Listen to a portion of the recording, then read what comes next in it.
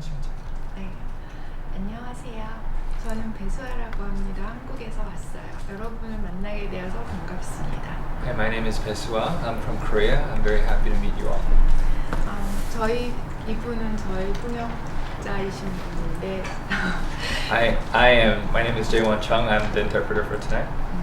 저희들은 오늘 저의 소설 중에 한 부분을 제가 아주 짧게 한국말로 읽고 그리고 저희 통역자께서 영어로 한 부분을 15분에서 20분 정도 읽겠습니다. Tonight we'll be reading from a short part of a novella.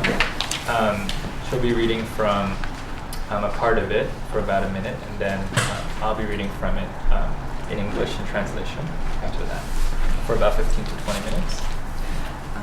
그 소설 전체가 아니기 때문에 조금만 사전 설명을 붙인다면 한 젊은 여자가 남자친구가 군 복무를 하고 있는 이제 군대로 면회를 가는 이야기인데요.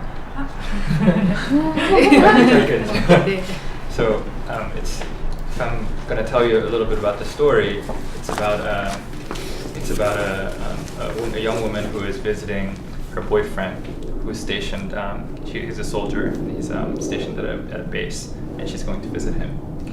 그런데 미국과는 상황이 다르게 한국에서는 의무 복무이기 때문에 거의 모든 젊은이들이 20대 초반에 군대를 가게 되기 때문에 보통 그때는 여자친구와 연애를 하는 경우가 많거든요. 그래서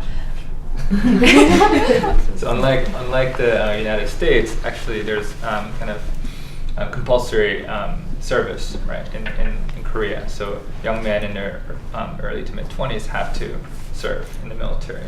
So it's very common for young women to be involved in a relationship during that time. 그렇기 때문에 많은 경우에 이제 젊은 시절에 젊었을 때 애인은 군대로 이제 면회를 가게 되는 경험을 많은 젊은 그 한국 여자들이 경험이나 기억으로 갖고는 있어요. So often young women have this memory of having to go visit their boyfriends that they're still involved with while the boyfriends are serving in the military. So this is kind of a universal experience among young women in Korea.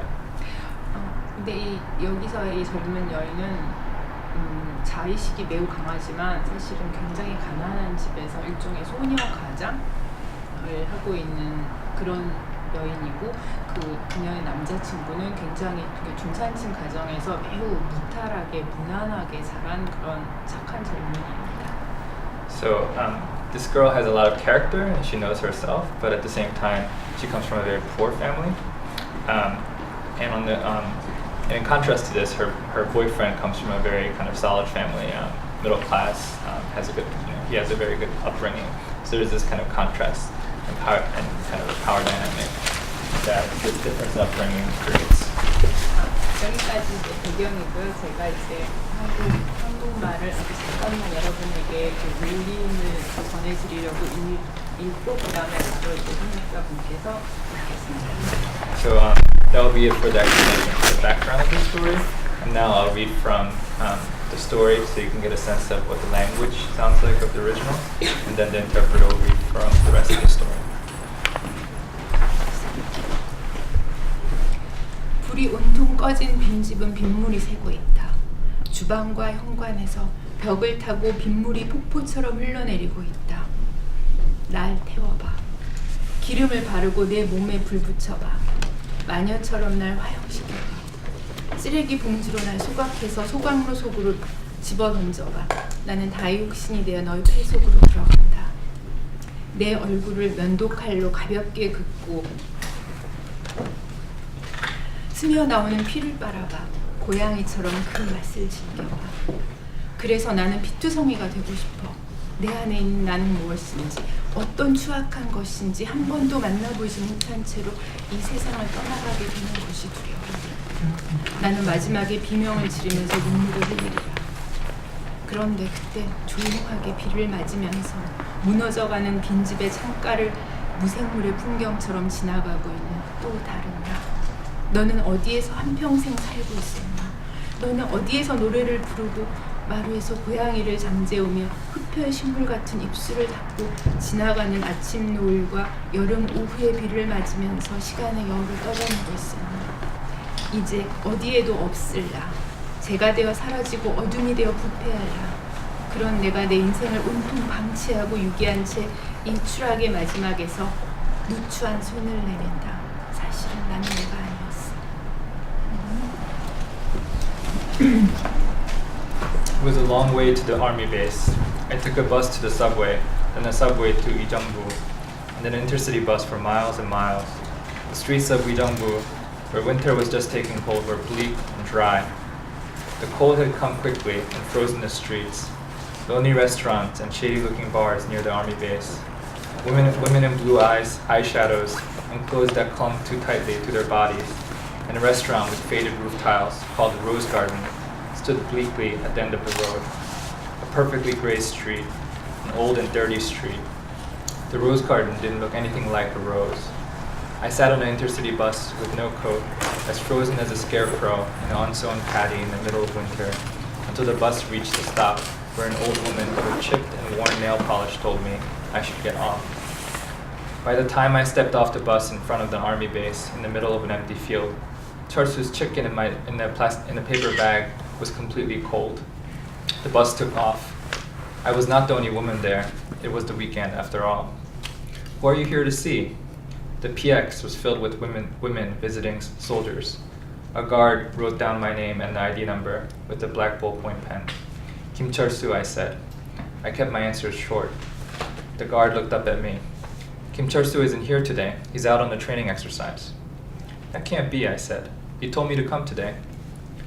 The exercise was announced at the last minute, but he's not far. I can tell you where you can find him. Do you want to go visit him in the field? Sure, I said. It's about 4 kilometers from here. The bus will get you there right away, or you can just walk. Just take any bus that stops out front. Get off in the front of the fishing hole. There are signs pointing the way to the base HQ.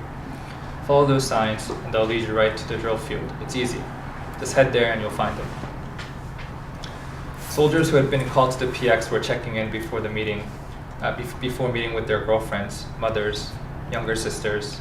I would rather have died than to leave the warm PX and go back out into the cold, windy streets, but I had no choice. I picked up the bag of chicken and headed to the bus stop. I stamped my cold feet while waiting for the bus. Luckily, it didn't take long. I sat near the front. Was I supposed to get off at the fishing hole? I tried to remember what the guard had said. The scenery outside the bus window looked completely different than before. The paddies in the fields, I could never tell the difference between the two. And the sheds and the vacant houses whirled past. I couldn't tell anything apart, like I was looking at a piece of film that kept replaying the same scene. A little kid in dirty clothes was sitting in the street in front of the house, crying with his mouth open. After the bus had taken several turns and gone over a hill, I saw the same little boy in the front of the same house, still crying. Was it really the same kid? I looked around and tried to jog my memory. Identical vacant houses, fields, paddies, sheds, and bus stops slid past. How long had I been on the bus? It could have been hours, and it could have been only 5 minutes. Was this bus going in circles through the same village? The sky was as overcast as it had been early in that morning, and it hung down dark and heavy, as if snow would come spilling down any minute. And then there was the static electricity of this ominous winter coldly dominating the whole world. I waited and waited, but the announcement for the bus stop in front of the fishing hole never came. Excuse me, I said. I need to get off at the fishing hole. Is it far away? The fishing hole, the driver said. This bus doesn't go there. Then where do I get off? I said. You'll have to get off at the next stop, cross the street, and catch another bus. It's quite a ways away. I know the guard had said that I could take any bus, but what could I do? I got off, sat on the bench at the desolate abandoned bus stop, and waited for the next bus. I had already been regretting making this visit. A dog the size of a calf walked past me, carrying a dark red lump of flesh in its mouth. It looked like a dead rat. Snow gradually began to fall. It settled into a thin layer on my hair and my old sweater. The dog with the rat in its mouth turned to me with empty eyes, huffing and panting. I thought maybe it was just studying the bag of chicken in my hand. It looked like it had something to say to me. Give me some chicken, he seemed to say. I won't eat you. Posted to a bulletin board beside the bus stop was a wanted flyer. There was none of the usual movie posters or nightclub ads. I read the flyer out loud to try to stave off the cold. Wanted by police, one female last seen with dyed hair, wearing baggy pants, and 2 males, both wearing basketball shoes. Suspects are believed to be drifters from the city.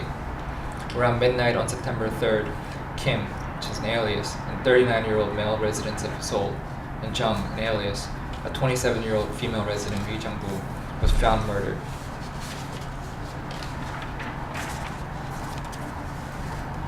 The whole time I was reading the flyer, the dog kept pacing around the bus stop. September 3rd. My goodness, that means it had happened over 3 months ago.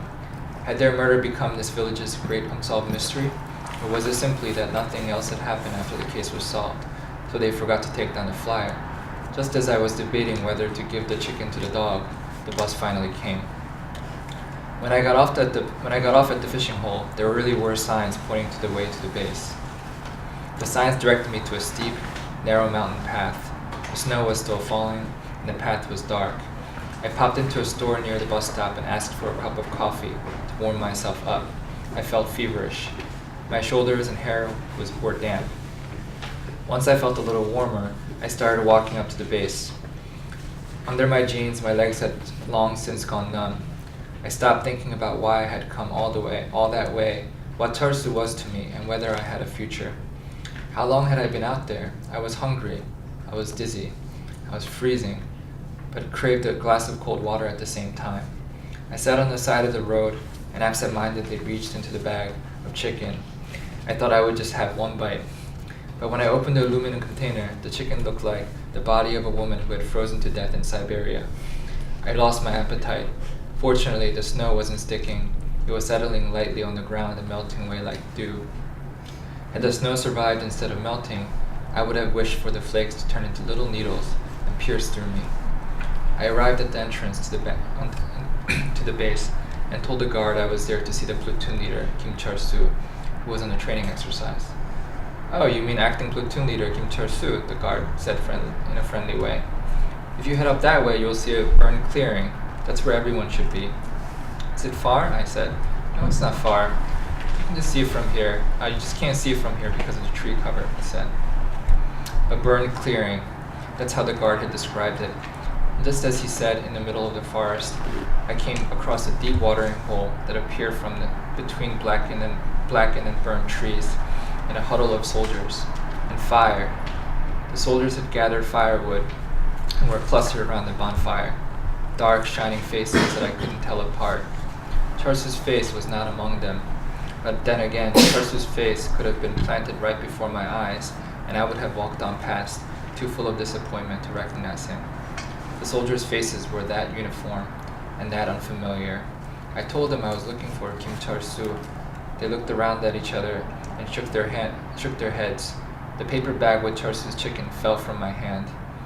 Out past the treeless clearing, I saw a white cliff wall, and somewhere a crow let out a sharp cry.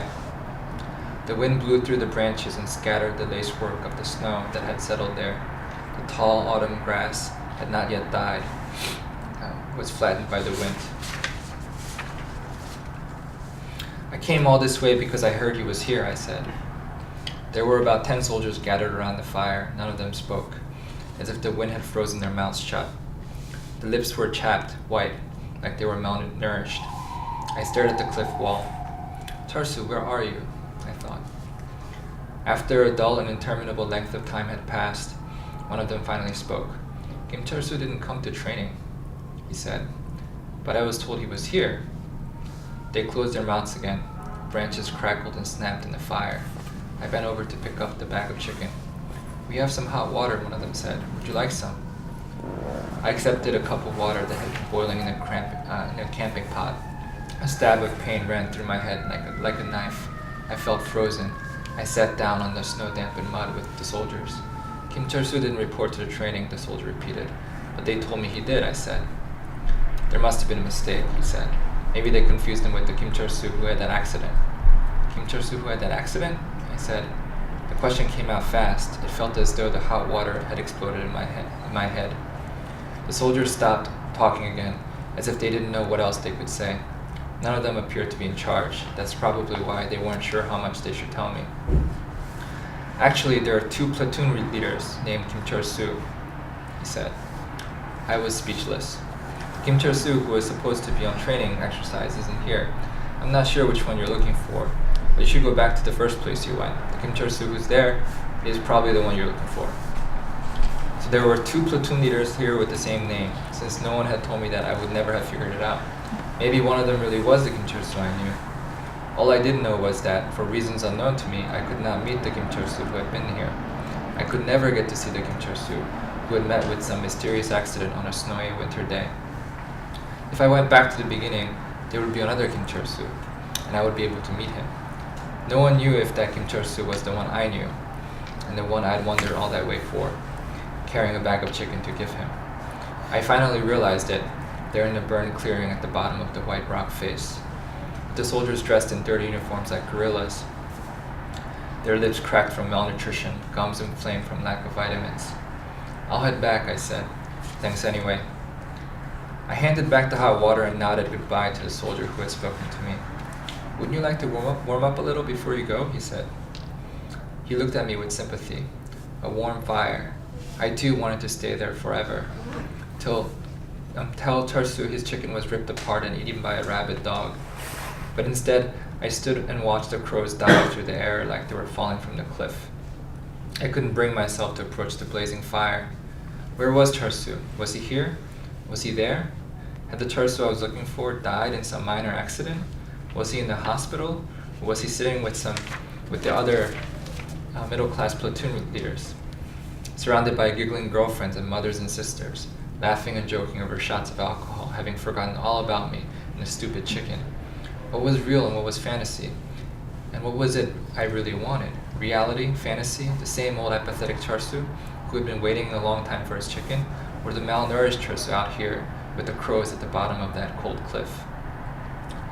When I returned to the first base, other soldiers were signing in for the visits at the PX. Just as I had before, I gave my name, ID number, address, and I said I was there to see Kim Chul-soo. The soldier pointed to where he was sitting. He was on a bench beneath the tarp roof. He was with the other platoon leaders and their girlfriends, mothers, and sisters who had come to visit them, drinking cheap whiskey, alcohol that was officially forbidden on base. They were giggling, and everything was exactly as I had imagined it. I walked over to Chul-soo, who was turned away from me and laughing. Someone nudged him in the side and whispered something in his ear. Finally, he noticed me. The closer I got, the more people turned to stare at me. They stopped laughing. The girlfriends and mothers and little sisters stopped smiling and looked at me warily. The snow was still falling, but they didn't look cold in their all-wool coats. What took you so long? Chul-soo said awkwardly. He took the tattered paper bag of chicken from my clenched hand. I couldn't wait any longer and decided to join my friends who've been talking about how to build bridges. One of the guys here specializes in bridge construction. Bridge construction. Building bridges. I didn't hide the scorn in my face. Chul-soo would be hurt, but then I thought of his friends' faces. I tried to suppress it. Would you like a cookie? One of the girlfriends held out a plate of cookies and sliced fruit. The faces and clothing of women gathered on the bench in the falling snow were so different from my own. Their breath came out white. I shook my head coldly without saying a word. Chul-soo took my hand and wrapped his arm around my shoulders. Let's go out there and talk. I was thinking to myself, get your hands off me, don't stroke my face. I am not an animal. Though I didn't know why I was thinking this. I felt doubtful, but Chul-soo looked straight ahead and we walked. I wrote to my mom, he said. I told her not to come. I told her it would make you uncomfortable. I don't care about that, I said. I thought you would, he said. He sounded upset. You took so long that I thought you weren't coming. I left the house early this morning, I said. Then what happened, he said. It's almost 3 p.m. The guards at the PX told me you were doing a training exercise at a different base. So I went all the way to the other base, on the other side of the snow-covered mountain, and they told me that you were back here. And there are 2 acting platoon leaders named Kim Chul-soo. One got into an accident while doing a training exercise over there, so I couldn't meet him. And that's why they told me to come back here. They said that you were probably the Kim Chul-soo I was looking for. I came all the way back, worried that I might never see you again. The words came out so fast, I started to doubt whether I even believed them myself, so I stopped talking. No further explanation seemed to be needed. Charsu probably felt the same. He listened to me with his mouth half open and didn't say anything for a near minute. What? I don't follow you, he said. You think there are hundreds of acting platoon leaders around here? I'm the only Kim Charsu. It seems like there's been some kind of a misunderstanding. If you don't believe me, go ahead and ask someone else. I didn't know what was going on either. Was this hatred I was feeling now? Or a form of dull affection buried deep inside? Or was I merely acting out some dramatic emotion in order to endure this chaotic life? I don't know. But for God's sake, stop touching my shoulder like that, I thought. I am not an animal. After a brief silence, he asked me, have you eaten yet? We held hands and we walked, just like two lovers on a snowy unpaved road. I shook my head. There's not much to eat here, just some pastries. Charsu sounded apologetic, but then he held up a bag of chicken as if he had just remembered that it was there. We have this, he said. I shuddered in horror. He couldn't really be telling me to eat that chicken. I hate chicken, and besides, that's your chicken. Says who, he said. I have to go to the bathroom, I said. It's over there. Charsu pointed to the soldiers' latrine at the end of the parade ground. I went in and squatted down awkwardly, trying to keep my body from touching the latrine door, and peed for a long time. My thighs and butt were ice cold. When I came out, Charsu was pouring a can of Coke into paper cups. He was sitting on a bench beneath a tree overlooking the snowy parade ground. Charsu's friends and their girlfriends, mothers, and little sisters were staring at us from far away. They looked like they were waiting to see just how much I would enjoy eating his chicken. Here, dig in. He tried to hand me a cup of Coke. I shook my head. Eat. I bet you haven't eaten anything all day. He was tearing up the chicken as he spoke. Charsu, are there two Kim Charsus here? Huh? He put the chicken down and looked at me. Tell me, is there another acting platoon leader named Kim Charsu besides you?